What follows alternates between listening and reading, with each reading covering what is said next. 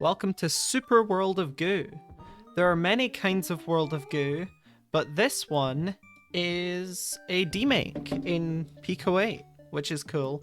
I've played a lot of Pico 8 games on the channel, so I don't feel the need necessarily to explain what that means or what Pico 8 is. But basically, it's a fantasy game console. Now there are a few differences between Super World of Goo and normal World of Goo, namely, this goo pile here is not bolted to the ground. Usually in normal World of Goo, the starter goo that is there at the beginning of the level is bolted to the ground, and I think that's true of all the goo in World of Goo, but I could be forgetting a level or two where it's not the case. But I found out about this game today through a friend, and I was like, this is super cool. It combines two of my primary gaming interests, World of Goo and Pico 8. So we're just gonna play through it. It's pretty fun. I got to this bit before I decided, you know what, I can make a video on this. So I have seen this before. It's kind of like Ode to the Bridge Builder, but different, and hopefully it's not as hard. I don't know. It's a little bit more complicated, actually. There are bits of collision here getting in my way, but I wasn't able to tell if they were collision or part of the background because everything is silhouetted, so that's kind of fun. And there we go. We beat Ode to the Bridge Builder, so not nearly as hard, but maybe a bit more complicated.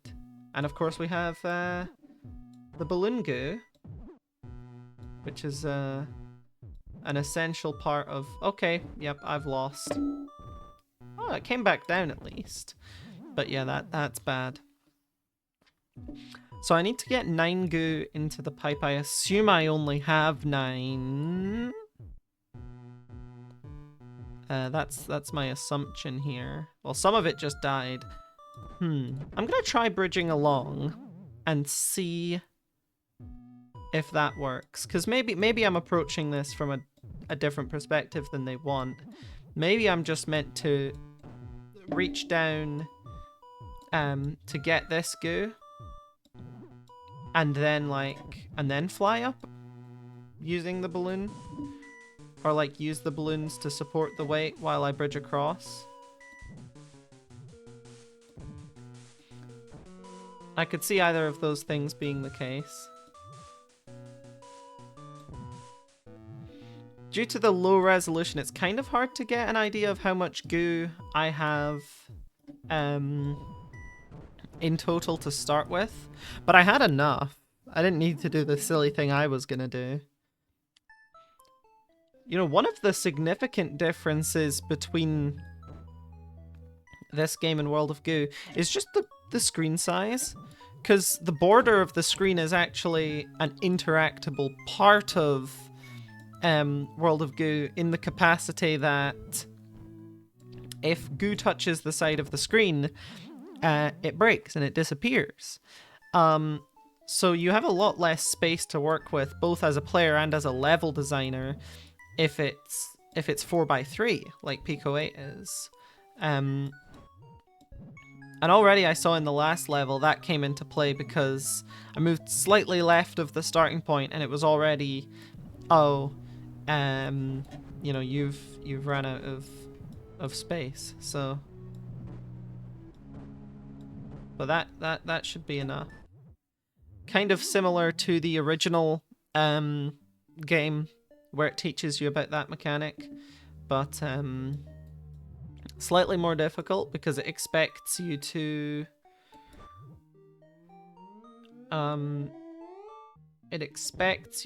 do the little trick, which is usually only used for the obsessive completion distinction in the original game. I definitely don't think I've done it. Oh, these can be reattached. Okay, I didn't realize these were also reattachable.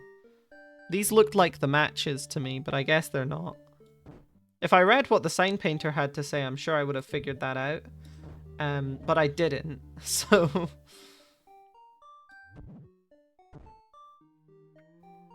I may have lost too much goo to make this work, but I'm still gonna try.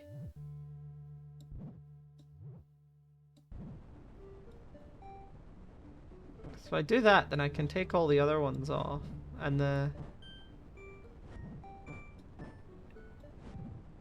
Yeah, no, not even close, okay. But I now understand how it's supposed to work, so I should be able to do it.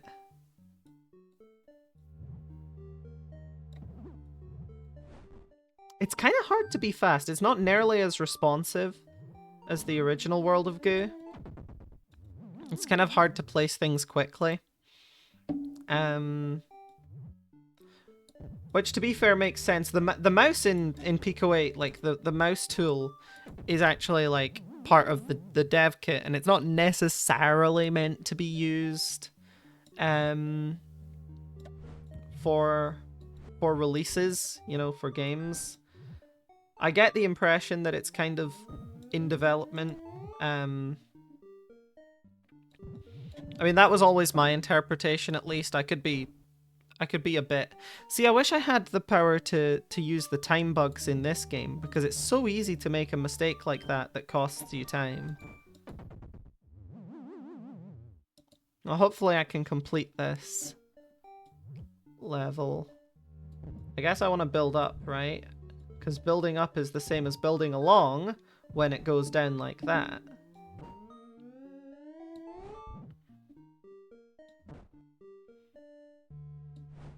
But yeah, I get the impression that whoever made this demake is not not necessarily a master of World of Goo, or perhaps just didn't want to make it a one-to-one World of Goo clone, because there's mechanics that I want to make use of that I just can't do because they're not in this version. And I keep dropping stuff, which is frustrating.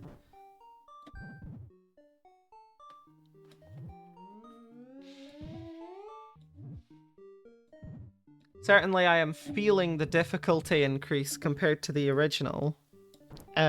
But it's not in like an actual difficulty or like intentional difficulty capacity. It's definitely just the controls are worse. But can't really blame you if you're working with Pico 8, you know, like there's occasionally those kinds of, and like, yeah, I'm one short here, and there's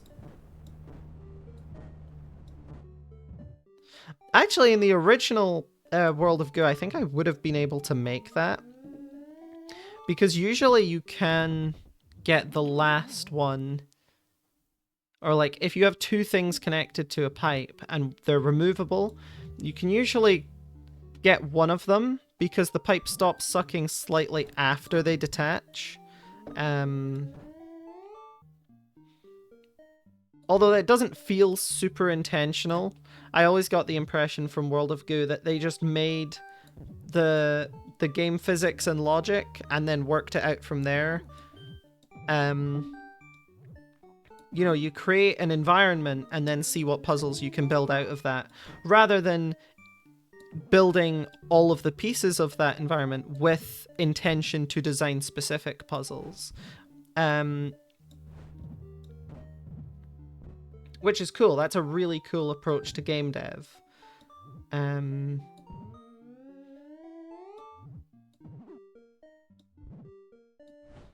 Because you're like learning things about your own game at the same time, right?